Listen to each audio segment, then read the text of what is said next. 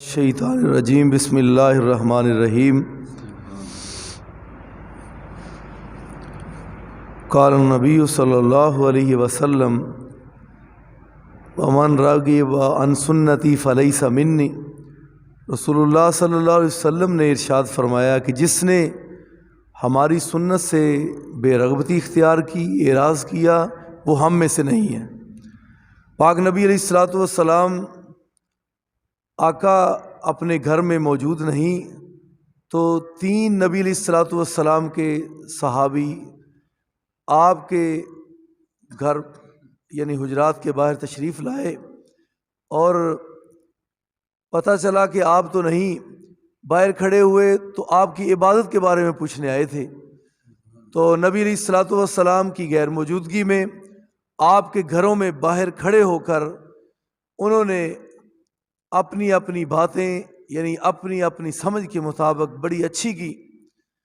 ایک نے تو کہا کہ میں کبھی آرام نہیں کروں گا، ساری ساری رات رب کے حضور کھڑے ہو کے نوافل ادا کرتا رہوں گا۔ اور دوسرے نے کہا کہ میں کبھی روزہ نہیں چھوڑوں گا، لگاتار ہی نفلی روزے رکھتا رہوں گا۔ اور تیسرے وہ کھڑے ہو کے کہنے لگے تم نے اپنی باتیں کہہ دی تو میری بھی سن لو، میں شادی نہیں کرواؤں گا، کیونکہ بندہ جب شادی کرواتا ہے تو ذمہ داریوں میں پھنس جاتا ہے، تو میں مستقل ہی اللہ کی عبادت میں اللہ اللہ کر کے اپنی زندگی گزاروں گا۔ تو تینوں صحابہ کی بظاہر باتیں تو بڑی اچھی ہیں، بڑی خوبصورت ہے کہ ایک آدمی وہ رات کو آرام بھی نہ کرے، لگاتار نفل ہی پڑھتا رہے، بظاہر دیکھا جائے بات اچھی ہے، اور ہمیشہ ہی بندہ نفلی روزے رکھتا رہے، کبھی چھوڑے ہی نہ، بظاہر دیکھا جائے تو بات تو اچھی ہے۔ اور شادی نہ کروائے کس لیے کہ اللہ کی عبادت میں کمی سستی نہ آ جائے۔ لیکن جب نبی کائنات رحمت عالم ساری کائنات کے سردار جناب محمد رسول اللہ صلی اللہ علیہ وسلم گھر تشریف لائے تو آپ کو علم ہوا، تو آپ علیہ الصلوۃ والسلام نے اللہ کی حمد و ثنا بیان کرنے کے بعد صحابہ کو خطاب کیا، فرمایا میرے صحابہ آپ نے یہ باتیں کی ہیں۔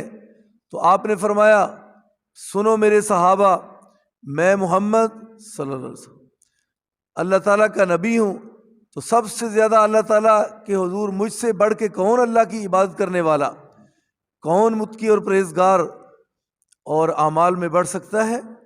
تو لہٰذا آپ علیہ الصلوۃ والسلام نے فرمایا کہ میں رات کو آرام بھی کرتا ہوں اور رات میں قیام بھی کرتا ہوں۔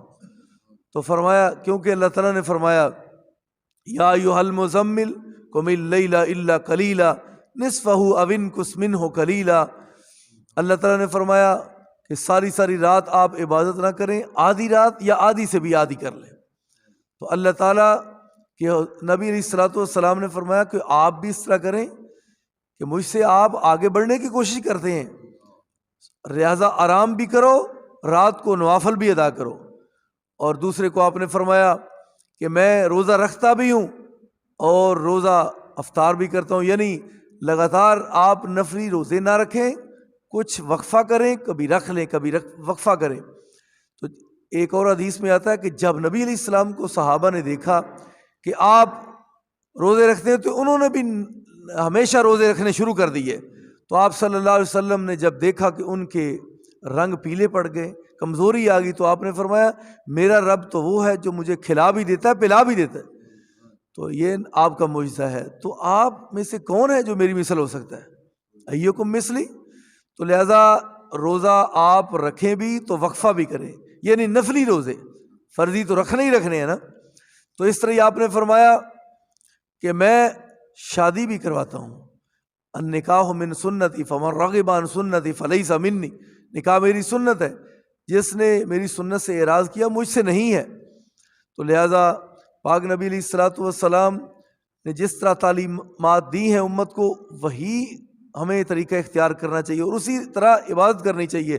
اپنی من مانی اور اپنی مرضی سے بندہ جو بھی اچھے کام کرے، لیکن ہمارے پیارے نبی علیہ الصلوۃ والسلام کی وہاں اس پہ مور نہیں ہے، آپ کا طریقہ نہیں ہے یا حکم نہیں ہے، یا آپ نے وہ کام اس طرح کیا نہیں ہے تو بندہ اپنی مرضی سے جتنا مرضی اس کو بڑھائے یا کم کرے یا زیادہ، وہ قابل قبول نہیں ہوگا۔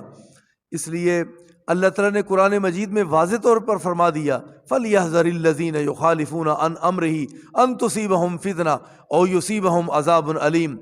ان لوگوں کو ڈر جانا چاہیے، فَلْيَحْذَرِ الَّذِينَ يُخَالِفُونَ عَنْ أَمْرِهِ، جو رسول اللہ صلی اللہ علیہ وسلم یعنی یہ دین کی بات اس کی مخالفت کرتے ہیں، اور نبی علیہ الصلوۃ والسلام کی تعلیمات سامنے موجود ہیں، لیکن اس کے باوجود بھی آقا کی مخالفت کرتے ہیں۔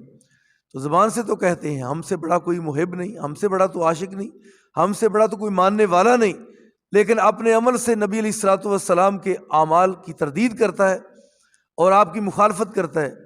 تو قرآن مجید میں اللہ تعالیٰ نے فرمایا فَلْيَحْذَرِ الَّذِينَ يُخَالِفُونَ عَنْ أَمْرِهِ أَن تُصِيبَهُمْ فِتْنَةٌ، ان لوگوں کو ڈر جانا چاہیے جو میرے نبی علیہ السلام کی مخالفت کرتے ہیں، کہیں ایسا نہ ہو کہ اللہ تعالیٰ کہیں اس بڑی مصیبت دردناک کہیں عذاب میں نہ ان کو مبتلا کر دے، اور یصیبہم عذاب علیم۔ تو اس لیے مصیبتوں سے بچنا ہے، عذابوں سے بچنا ہے، اللہ کی گرفت سے اور اللہ کے عذاب سے ہم کو بچنا ہے۔ تو اس کا ایک ہی حل ہے، قرآن و سنت کے مطابق عمل کریں۔ اپنی مرضی نہیں ہے تو لہٰذا ہمارا طریقہ الحمدللہ اور ہماری دعوت جو ہے وہ یہی ہے کہ نہ انچ آگے ہونا ہے نہ پیچھے ہونا ہے۔ لہٰذا جس طرح نبی علیہ السلام اور آپ کے صحابہ نے دین پہنچایا، سکھایا، سمجھایا، اس طرح ہی کرنا ہے۔ اپنی مرضی سے نہ عبادت کو بڑھانا ہے نہ کم کرنا ہے۔ تو اس لیے جس طرح نماز کی رکھتے ہیں، وہ رکعتوں کو بندہ نہ تو زیادہ کر سکتا ہے نہ بڑھا سکتا ہے۔ اگر بندہ کہے کہ ایک رکعت یا دو زیادہ کر لے فرضوں میں، تو جس طرح وہ فرضوں کو زیادہ کرنے سے وہ بندہ گمراہ ہے اور اس کا عمل قبول نہیں، اس طرح ہی حدیث کے معاملے میں بھی کوئی عمل اپنی مرضی سے نہ کم کرنا ہے نہ زیادہ کرنا ہے۔ اللہ تعالی ہم سب کو قرآن و سنت کے مطابق عمل کرنے کی توفیق عطا فرمائے۔ آخر دعوانا الحمدللہ رب العالمین۔